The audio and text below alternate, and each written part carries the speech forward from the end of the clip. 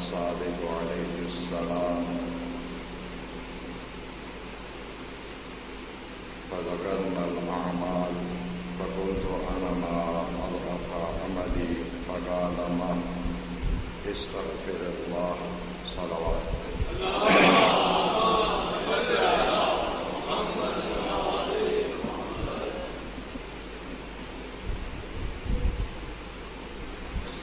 ماہ مبارک سے پہلے سنن الہی کے متعلق گفتگو جاری تھی. پھر ماہ مبارک کی مناسبت سے اس گفتگو کو وہیں تک چھوڑ دیا گیا اور انشاءاللہ ماہ محرم کے بعد بشرط زندگی و صحت پھر اپنے سلسلہ کلام کو آگے بڑھائیں گے.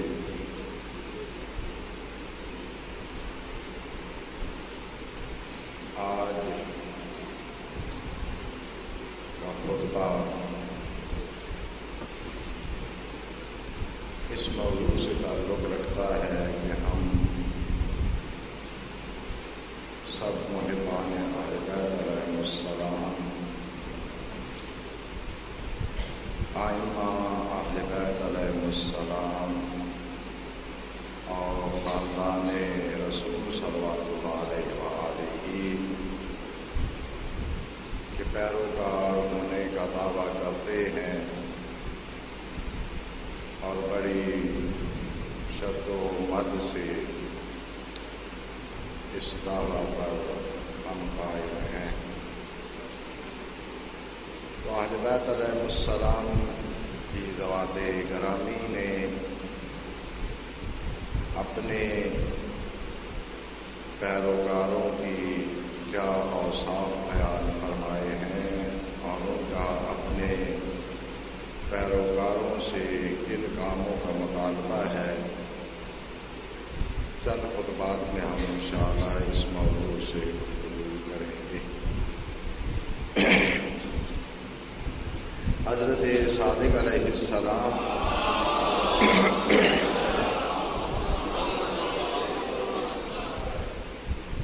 سے منقول حدیث مبارک جسے تلاوت کیا ہے، اس میں حضرت نے ارشاد فرمایا، راوی کہتا ہے کہ میں امام صادق صلوات اللہ علیہ کی خدمت میں حاضر تھا. فذکرنا الاعمال، ہم نے اعمال کا تذکرہ کیا. فقلت انا ما اضعف عملی، میں نے بارگاہ معصوم میں عرض کی کہ میرے عمل انتہائی کمزور ہے، میرے عمل انتہائی کمزور ہیں. فقال، حضرت نے ارشاد فرمایا، ماہ رک جاؤ، استغفر اللہ، اللہ کی بارگاہ سے مغفرت طلب کرو. ثم قال لی، اس کے بعد حضرت نے ارشاد فرمایا، ان قلیل العمل مع التقوی خیر من کثیر العمل بلا تقوی، تھوڑا عمل جو تقوی کے ہمراہ ہو وہ بہتر ہے اس زیادہ عمل سے جو تقوی کے بغیر ہو. لہذا اعمال کی مقدار کا کم ہونا اس کی کوئی اہمیت نہیں ہے، اعمال کی مقدار کا زیادہ ہونا اس کی کوئی اہمیت نہیں ہے. اہمیت اس بات کی ہے کہ عمل کرنے والا شخص اس کا تقوی سے کتنا تعلق ہے، آیا وہ تقوی الہی رکھتا ہے یا نہیں رکھتا. ہم ہر اصطلاح اور ہر کلمے کا اپنی طرف سے خاص مفہوم بنا لیتے ہیں. حالات اچھے ہوں اور جن سے حالات اچھے ہوں وہ سب متقی ہوتے ہیں، اور اگر حالات کشیدہ ہو جائیں تو پھر ہماری مخالف فریق کا تقوی سے کوئی تعلق نہیں ہوتا، پھر وہ سب منافق، بے عمل، دین سے بے پرواہ اور مذہب سے لاپرواہ قرار پاتے ہیں۔ تھوڑا عمل تقوی کے ہمراہ بہت سے عمل سے جو بغیر تقوی کے ہو بہتر ہے۔ راوی کہتا ہے کہ میں نے مولا کی خدمت میں عرض کی، قلت کیف یکون کثیر بلا تقوی، یہ کس طرح ہو سکتا ہے کہ عمل زیادہ ہو اور تقوی کے بغیر ہو؟ قال نعم، حضرت نے ارشاد فرمایا یہ ہو سکتا ہے، مثل الرجل یطعم طعامہ ویرفق جیرانہ ویودع رحلہ فاذا ارتفع له الباب من الحرام دخل فیہ فہذا العمل بلا تقوی۔ حضرت نے ارشاد فرمایا یہ ہو سکتا ہے جیسے کوئی شخص لوگوں کو کھانا کھلاتا ہے، اپنے پڑوسیوں سے اچھا سلوک کرتا ہے، نرم خوئی سے ان کے ساتھ زندگی بسر کرتا ہے، وَيُوَدِّعُ رَحْلَهُ، اور اپنی سواری بھی دوسروں کو استعمال کرنے کے لیے دیتا ہے، لیکن فَإِذَا ارْتَفَعَ لَهُ الْبَابُ مِنَ الْحَرَامِ دَخَلَ فِيهِ، جب بھی اس کی زندگی میں کوئی ایسا مقام آتا ہے کہ اس کے سامنے حرام کا دروازہ کھلتا ہے تو وہ اس دروازے میں اندر چلا جاتا ہے، پھر حرام میں داخل ہونے سے اپنے آپ کو روکتا نہیں۔ تو فرمایا دیکھیں یہ جس نے اعمال کیے ہیں یہ عمل کثیر ہے، لیکن چونکہ حرام کا ارتکاب کرنے سے وہ کسی قسم کا اپنے اندر خوف محسوس نہیں کرتا، حرام کے دروازے میں داخل ہونے سے اپنے آپ کو روکتا نہیں ہے، ایسے شخص کا عمل جو ہے یہ تقوی کے بغیر ہے۔ لہذا جو نیکیاں کر رہے ہیں انہیں عام مسلمانوں اور مومنوں کی نسبت زیادہ تقوی کی ضرورت ہے، اس لیے کہ اگر نیکیاں کرنے والا شخص روح تقوی سے جدا ہوتا ہے، وہ تقوی نہیں رکھتا، تو وہ اس کا عمل کثیر اس کے لیے مفید فائدہ نہیں ہو سکتا۔ وَيَقُولُ الْآخَرُ لَيْسَ عِندَهُ، لیکن دوسرا ایک ایسا شخص ہے جس کے پاس اس کثرت سے اعمال نہیں ہیں، فَإِذَا ارْتَفَعَ لَهُ الْبَابُ مِنَ الْحَرَامِ لَمْ يَدْخُلْ فِيهِ، لیکن جب اس کے سامنے حرام کا دروازہ آتا ہے تو وہ اس حرام کے دروازے کے اندر داخل نہیں ہوتا۔ ایسے شخص کے کیے ہوئے کم اعمال چونکہ یہ تقوی رکھتا ہے، اس شخص کے اعمال کی نسبت بہت اچھے ہیں کہ جو تقوی نہیں رکھتا۔ بس اگر کوئی نیکیوں کے میدان میں مسابقے میں شریک ہونا چاہتا ہے، نیکیوں کی دوڑ میں شامل ہونا چاہتا ہے، تو اس کی نیکیاں اسی وقت اس کے لیے مفید فائدہ ہوں گی کہ وہ تقوی کی ملازمت کرے اور تقوی پیدا کرے۔ اور ائمہ اہل بیت علیہم السلام اپنے تمام ماننے والوں سے ورع اور تقوی اور اجتہاد فی العمل، نیکی کی کوشش کرنا، اچھے اعمال بجا لانے کی کوشش کرنا، اس کا مطالبہ عمومی طور پہ فرماتے ہیں۔ شیعہ کا لغوی معنی پیروکار ہونا ہے، یہ اسی سے کلمہ تشییع جنازہ ہے، یعنی جنازے کے پیچھے پیچھے چلنا۔ اور جب کوئی حضرت امیر المومنین علیہ السلام یا ائمہ اہل بیت علیہم السلام کے شیعہ ہونے کا دعویٰ کرتا ہے تو اس کا مطلب یہ ہے کہ وہ امیر المومنین علیہ السلام اور ائمہ اہل بیت علیہم السلام کے پیچھے پیچھے چلنے والا ہے۔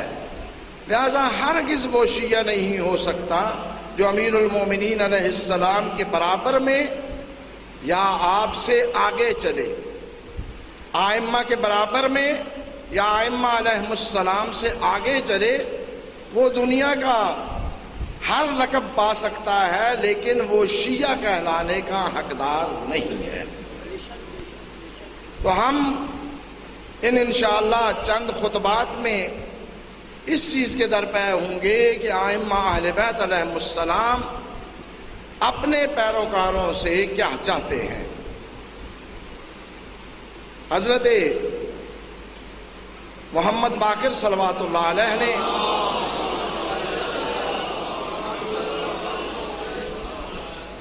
ارشاد فرمایا کہ یا معاشر الشیعہ شیعۃ آل محمد کونوا نمرکۃ الوسطی یرجع الیکم الغالی ویلحق بکم الطالی۔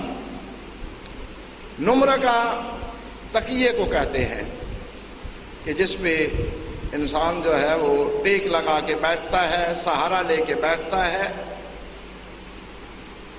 حضرت نے فرمایا کہ آپ درمیانی راستے پہ رہیں، اس طرح کہ غلو کرنے والا وہ آپ کی طرف لوٹ کے آئے اور آگے جانے والا بھی آپ ہی کی طرف لوٹ کے آئے اور آپ سے ملحق ہو۔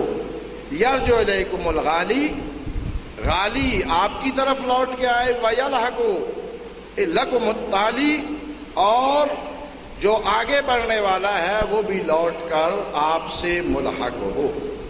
فقال لہ رجل من الانصار، تو انصار میں سے ایک شخص نے آپ کی خدمت میں عرض کی، یقال لہ سعد، جس کا نام سعد تھا، جعلت فداک مل غالی۔ سعد نے عرض کی کہ مولا میں آپ پہ قربان جاؤں، غالی کون ہے؟ فرمایا قال قوم یقولون فینا ما لا نقولہ فی انفسنا، کہ وہ ہمارے متعلق ایسے عقائد رکھتے ہیں، ایسی چیزیں کہتے ہیں جو ہم اپنے متعلق نہیں کہتے۔ وہ ہمارے متعلق ایسے عقیدے کے قائل ہوتے ہیں جو ہم اپنے متعلق نہیں کہتے۔ فلیس اولئک منا ولسنا منہم، نہ وہ ہم سے ہیں اور نہ ہم ان سے ہیں، یعنی ہمارا ان سے کوئی رابطہ اور لنک نہیں ہے۔ فذاکل قالا فمت تالی، تو میں نے حضرت سے سوال کیا کہ تالی کون ہے؟ تالی کہتے ہیں جو اس گروہ سے پیچھے آ رہا ہو۔ تو قال المرتاب، المرتاب یرید الخیر، یہ تالی وہ ہوتا ہے جو نیکی کا طلبگار ہوتا ہے اور نیکی چاہتا ہے۔ یبلغہ الخیر یؤجر علیہ، اسے نیکی پہنچتی ہے اور نیکی کا اس کو اجر دیا جاتا ہے۔ ثم اقبل علینا، پھر وہ ہماری طرف رجوع کرتا ہے۔ فقال واللہ ما معنا من اللہ براءۃ ولا بیننا وبین اللہ قرابۃ۔ اس کے بعد حضرت نے ارشاد فرمایا کہ خدا کی قسم ہمارے پاس اللہ کی نسبت کوئی برات نہیں پائی جاتی کہ ہم کسی کو یہ تعریر کر دیں کہ تیرے لیے کوئی گرفت نہیں ہوگی۔ ہم اس قسم کی ضمانت کسی کو نہیں دے سکتے، نہ ہمارے ہاں کوئی پائی جاتی ہے۔ ولا بیننا وبین اللہ قرابۃ، اور نہ ہمارے اور اللہ کے نزدیک کوئی رشتہ داری پائی جاتی ہے۔ ولا لنا علی اللہ حجہ، اور نہ ہی ہمارے حق میں اللہ کے خلاف کوئی دلیل پائی جاتی ہے۔ ولا نتقرب الی اللہ الا بالطاعہ، ہم بھی اللہ کی قربت اور اللہ کی نزدیکی حاصل نہیں کر سکتے مگر اللہ کی اطاعت کرنے کے ساتھ۔ لہذا یہ انتہائی خام خیالی ہے ائمہ اہل بیت علیہم السلام کے نام پر، اور ائمہ اہل بیت علیہم السلام کی مودت کو خدا کی نافرمانی کا ذریعہ بنا دیا جائے۔ اللہ کا تقرب حاصل کرنے کے لیے جس طرح کے ائمہ اہل بیت علیہم السلام کو خداوند متعال کی اطاعت کی ضرورت ہے، اسی طرح دیگر مخلوقات کو بھی اس کا تقرب حاصل کرنے کے لیے اللہ کی اطاعت کی ضرورت ہے۔ اور اس کے بعد حضرت نے ارشاد فرمایا وَمَنْ كَانَ مِنْكُمْ عَاصِيًا لِلَّهِ لَمْ تَنْفَعْهُ وِلَایَتُنَا، اور تم میں سے جو اللہ کی نافرمانی کرنے والا ہو ہماری ولایت اسے کوئی فائدہ نہیں دے گی۔ ولایت اہل بیت علیہم السلام کو بہانہ بنا کر، ڈھال بنا کر اللہ کی نافرمانی کا ارتکاب نہ کیا جائے، اس لیے کہ ولایت اہل بیت انتہائی عظمت والی چیز ہے، لیکن مفید تب ہوگی کہ جب اللہ کی اطاعت کرتا ہو شخص۔ اگر اللہ کی نافرمانی کر رہا ہے تو پھر حضرت باقر صلوات اللہ علیہ کے فرمان کے مطابق ولایت اہل بیت اس کے لیے مفید فائدہ نہیں ہو سکتی۔ اور اس کے بعد حضرت نے 2 مرتبہ ارشاد فرمایا وَيْحَكُمْ لَا تَغْتَرُّوا، وَيْحَكُمْ لَا تَغْتَرُّوا، ویل ہو تم پر دھوکہ نہ کھانا، ویل ہو تم پر دھوکہ نہ کھانا۔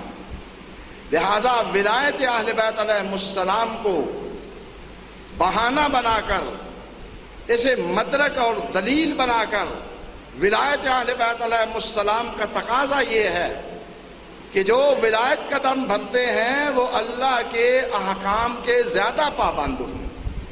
ولایت کا تقاضا یہ ہے کہ جو ولایت اہل بیت علیہم السلام کا دم بھرتے ہیں ان کی زندگیوں پر، ان کے بولنے پر، ان کے اشاروں پر، ان کے کاموں پر مذہب کی حکومت نظر آئے۔ یہ نہیں ہے کہ اگر کسی نے ولایت سے تمسک کر لیا تو ہر قسم کے احکام اور خداوند متعال کے جتنے احکام ہیں ان سے آزاد ہو گیا۔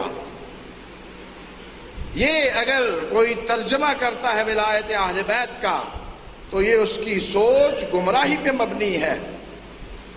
بڑی عجیب بات یہ ہوتی ہے کہ اگر کوئی امامے والا بات کرتا ہے تو اس کی مجبوری ہوتی ہے کہ وہ کسی مستند حدیث کی کتاب سے اپنی بات دکھائے، اور جو مخالف فریق ہوتی ہے اس کے لیے اس قسم کی کوئی قید پابندی کی ضرورت نہیں ہوتی۔ کوئی بھی آپ پرنٹ کاغذ پکڑے اس میں لکھا ہو اس کا حوالہ دے دیں گے۔ مذہب کو اس طرح پرنٹ کاغذوں سے ثابت نہیں کیا جا سکتا۔ جب بھی کوئی شخص مذہب سے منسوب کرنا چاہتا ہے کوئی چیز تو مستند کتاب کی طرف اس کا استناد ہونا چاہیے، ورنہ اگر آج کوئی ہم میں سے اٹھ کے ایک چیز لکھ دیتا ہے تو کیا اس نے اہل بیت علیہم السلام سے سنی ہوگی؟ یہ چیز 1400 سال کا فاصلہ ہے، درمیان میں سند کا اتصال چاہیے۔ یہی وجہ ہے کہ جتنی گمراہ کن باتیں ائمہ اہل بیت علیہم السلام سے منسوب کی جا رہی ہیں وہ تازہ پرنٹنگ کتابوں سے ملتی ہیں اور ان کا حوالہ دے دیا جاتا ہے۔ ایک صاحب نے کوئی اس قسم کا جملہ لکھا ہوا تھا تو میں نے اسے لکھا کہ یار اس کا حوالہ دیں۔ کہا حوالہ تو درج کیا ہے۔ میں نے کہا یہ حوالہ نہیں، یہ اردو کتاب کا حوالہ ہے۔ آپ ہماری مستند کتب حدیث ہیں، کتب اربع ہے، کافی، من لا یعذر الفقی، الاستفسار، تہذیب الاحکام، پھر متاخرین کی 4 حدیث کی بڑی کتابیں ہیں، برہان الانوار، الوافی، مستدرک الوسائل اور وسائل الشیعہ۔ پھر اور میں نے کتابوں کے نام لکھے، امالی شیخ مفید ہے، امالی شیخ توسی ہے، سید مرتضیٰ رحمۃ اللہ علیہ کی امالی ہے، اور بہت سی حدیث کی کتابیں ہیں، عیون اخبار الرضا علیہ السلام۔ تو میں نے کہا کہ ان حدیث کی کتابوں میں سے کسی ایک کتاب کا حوالہ دو۔ پھر انہوں نے کوئی جواب نہیں دیا۔ تو ایک گمراہی کا سلسلہ پھیلایا جا رہا ہے۔ میں کیا کروں؟ مجبوری ہے کہ یہ باتیں کہوں، نہ کہ یہ میری مجبوری ہے کہ آپ میرے خلاف ہو جائیں گے، وہ تو کہنے سے خلاف ہوں گے آپ۔ قیامت والی مجبوری ہے، مرنا ہے، اللہ کے ہاں جا کے جواب دینا ہے۔ آپ کی باتیں تو سنی جا سکتی ہیں، لیکن فرشتوں کی دھلائی جو ہے وہ برداشت نہیں کی جا سکتی۔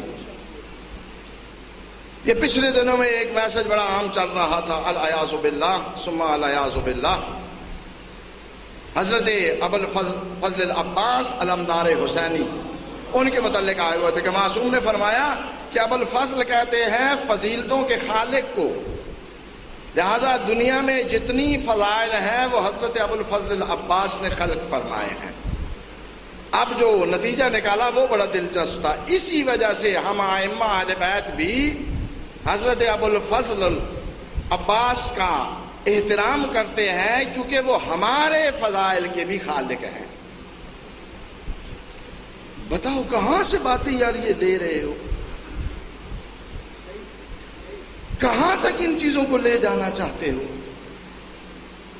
حضرت ابوالفضل العباس آپ کیا جانے کی کتنی عظیم شخصیت ہے۔ عظمت اطاعت الہی سے، اطاعت رسول سے اور اطاعت معصوم سے ملتی ہے۔ کوئی اگر اللہ کے ہاں عظیم ہوتا ہے تو وہ ان تین ذوات کی نافرمانی کرنے سے عظیم نہیں بنتا۔ اگر رسولوں کی نافرمانی، ائمہ اہل بیت علیہ السلام کی نافرمانی، خداوند متعال کی نافرمانی کرنے سے عظمتیں ملتی ہوتی تو سب سے بڑے عظیم حضرت فرعون صاحب ہوتے، جناب شیطان صاحب ہوتے، نمرود بہت بڑا عظیم انسان ہوتا۔ عظمت ملتی ہے اللہ کی اطاعت کرنے سے، اللہ کے رسول کی اطاعت کرنے سے، ائمہ اہل بیت علیہ السلام کی اطاعت کرنے سے۔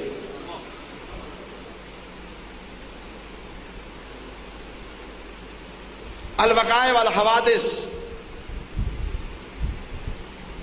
شیخ محمد باقر ملبوبی کی کتاب ہے، اس میں انہوں نے لکھا ہے کہ پرانے ہندوستان کی کوئی رانی تھی جس نے کوئی اسے مشکل تھی، کوئی مصیبت تھی، جناب عباس کے حرم میں گئی، منت مانی کہ اگر میری مشکل آسان ہو گئی تو میں مولا کے گنبد پہ سونے کی پلیٹیں لگواؤں گی، سونے کی ٹائلیں۔ منت پوری ہو گئی، آئندہ سال جتنا سونا درکار تھا اتنا لے کے کربلا پہنچی۔ صبح کام شروع ہونا تھا، مستری نے ٹائلیں لگانی شروع کر دینی تھی۔ خواب میں مولا کی زیارت ہوئی جناب عباس کی۔ مولا نے ارشاد فرمایا کہ میرے روضے پہ سونے کی ٹائلیں لگانا چاہتے ہو؟ ہاں مولا، منت مانی تھی، انتظام کر دیا، لگانا چاہتی ہوں۔ فرمایا کہ میرے روضے پہ سونے کی ٹائلیں لگانے کی تجھے اجازت نہیں ہے۔ مولا نے میں نے منت مانی ہے۔ حضرت نے ارشاد فرمایا اس کی وجہ یہ ہے کہ میرے آقا و مولا کے گنبد پہ بھی سونے کی ٹائلیں ہوں اور اس کے غلام کے گنبد پہ بھی سونے کی ٹائلیں ہوں، پھر آقا اور غلام میں فرق نہیں رہتا، لہذا آقا کے لگی ہے، میرے گنبد پہ یہ نہیں لگیں گی۔ تو یہ ہے احترام معصوم، اطاعت معصوم سے عظمت ملتی ہے۔ معصوم کی نافرمانی سے انسان اللہ کی بارگاہ میں بھی دھتکارا جاتا ہے، رسالت کی بارگاہ میں بھی دھتکارا جاتا ہے، اور امامت کی بارگاہ میں بھی دھتکارا جاتا ہے۔ میں ایک جملہ عرض کروں، خطبہ ختم کر رہا ہوں۔ حضرت عباس کی اہمیت معصوم کی اطاعت کی وجہ سے ہے، اور ائمہ اہل بیت علیہ السلام نے جو نذرانہ عقیدت جناب عباس کو پیش کیا ہے، بڑے بڑے وزنی الفاظ ہیں، بہت وزنی الفاظ ہیں، اور یہ ہم مختصر زیارت بھی جو پڑھتے ہیں اس میں بھی المطیع للہ ولرسولہ ولامیر المؤمنین والحسن والحسین، بڑی بات ہے کہ اس پہ سلام جس نے اللہ کی اطاعت کی، اللہ کی اطاعت کرتا تھا، اللہ کے رسول کی اطاعت کرتا تھا، امیر المومنین کا مطیع تھا، اور حضرت حسن اور حسین کا مطیع تھا، اطاعت گزار تھا۔ میں ایک جملہ اطاعت کا عرض کر رہا ہوں، نہ جانے ان فسانہ نگاروں نے کیا کیا فسانے گھڑ لیے ہیں۔ افسوس ہوتا ہے نہ عظمت معصوم کا کوئی لحاظ اور نہ عظمت جناب عباس کا کوئی لحاظ۔ مدینے سے لے کر حضرت کی شہادت تک ہر روز ایک مرتبہ جناب عباس ناراض ہوتے ہیں، وہ بھی حضرت سید الشہداء سے، اور مختلف مواقع پہ پھر بی بی ثانیہ زہرا صلوات اللہ علیہما وہ پھر اپنے اختیارات استعمال کرتی ہیں، جناب عباس کا غصہ کم ہوتا ہے۔ کیا بے وقوفیاں، اتنا بڑا الزام ایک ایسی عظیم شخصیت پر۔ تاریخ کی مسلم حقیقت یہ ہے کہ جب سے جناب عباس اس دنیا میں آئے، اپنے گھر میں، اپنے ماحول میں ہر روز یہ سن رہے تھے کہ آپ کو نواسہ رسول کی مدد کے لیے اللہ سے دیا گیا ہے۔ وہ دنیا پہ، اس زندگی پہ آنے کے لمحات سے لے کر کربلا کی جنگ تک ہر وقت جناب عباس کے کانوں میں یہی آوازیں گونج رہی ہیں کہ تجھے نواسہ رسول کی مدد کے لیے اللہ سے دیا گیا ہے۔ یہ کس طرح ہو سکتا ہے کہ ایک عظیم انسان جس کی تربیت امیر المومنین علیہ السلام سے لے کر حضرت سید الشہداء تک کی ہو، معصوم ائمہ نے،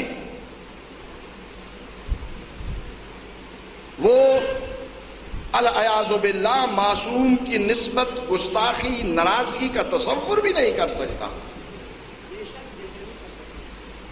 اور یہ ہے اطاعت معصوم کہ 32 یا 34 سال تک یہ سننا کہ نواسہ رسول کی مدد کے لیے عاشورہ کے روز میں نے نواسہ رسول کی مدد کرنی ہے، میں اس دنیا میں آیا ہی اس کام کے لیے ہوں۔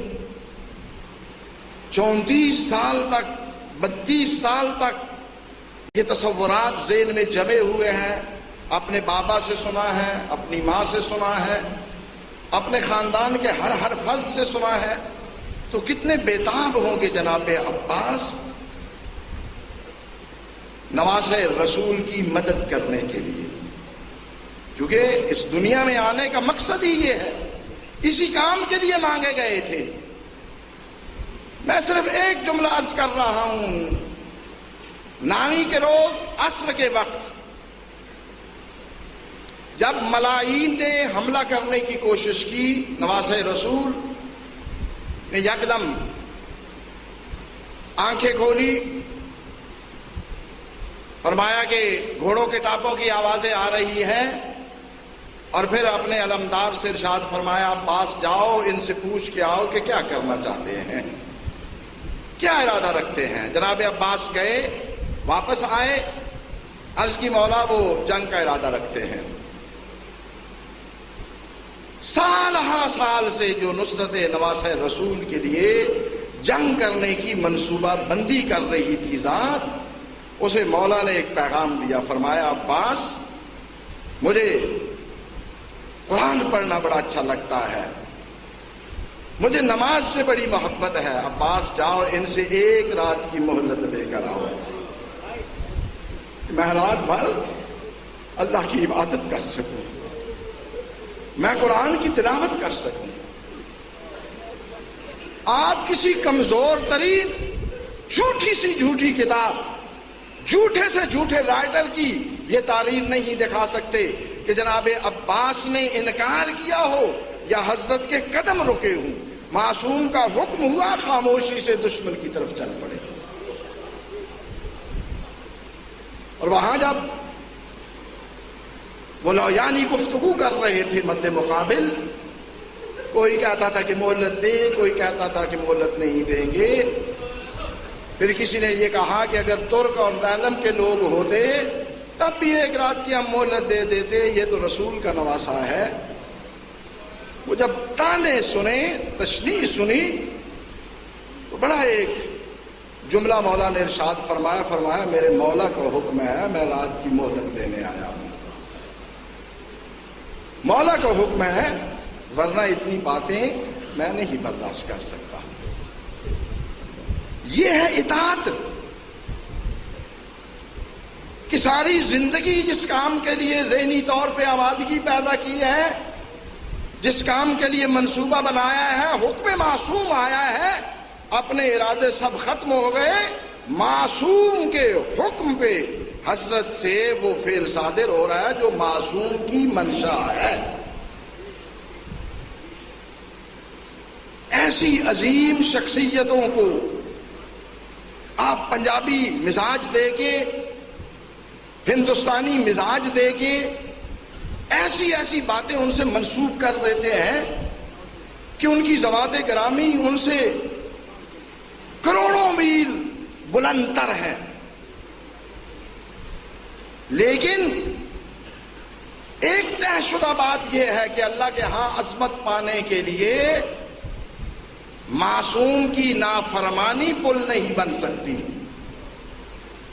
اللہ کے ہاں عظمت پانے کے لیے معصوم کی اطاعت سیڑھی کا کام دیتی ہے. لہذا ہر ایسی چیز، کوئی معتبر کہہ رہا ہو یا غیر معتبر شخص، جس میں عظمت معصوم یا ان جیسی عظیم ذوات گرامی سے اس قسم کی بیہودہ باتیں منسوب کی جائیں، نہ انہیں سننا چاہیے نہ ان کی تائید کرنی چاہیے. کسی عالم دین نے کہا تھا کہ میرا علم جناب عباس جتنا ہے. رات خواب میں زیارت ہوئی، مولا نے پوچھا کہ تو نے یہ دعویٰ کیا؟ مجھے یہ ثابت کرنے کی ضرورت نہیں ہے کہ علم میں کتنا فرق ہے، صرف ایک بات بتاؤ کہ جو علوم محمد والے محمد تجھ تک پہنچے ہیں، کیا ڈائریکٹ تو نے معصوم کی زبان سے سنے ہیں؟ اس عالم نے کہا نہیں، میں نے تو وسائط سے سنے ہیں. تو مولا نے فرمایا کہ واستو میں یہ بھی تو ہو سکتا ہے نا کہ کسی نے جھوٹ بول دیا ہو، لہذا اسے علم نہیں کہا جا سکتا. میرا علم تھوڑا ہے یا زیادہ، میں نے جو کچھ سنا ہے اپنے ان کانوں سے ڈائریکٹ معصوم سے سنا ہے، لہذا اس میں کوئی شک و شبہ کی گنجائش نہیں ہے. بارگاہ رب العزت میں مسررانہ دعا ہے کہ بحق اہل بیت صلوات اللہ علیہ مجمعین ہمیں صحیح طور پہ مذہب کے احکام کو سمجھنے اور ان پر عمل کرنے کی توفیق عنایت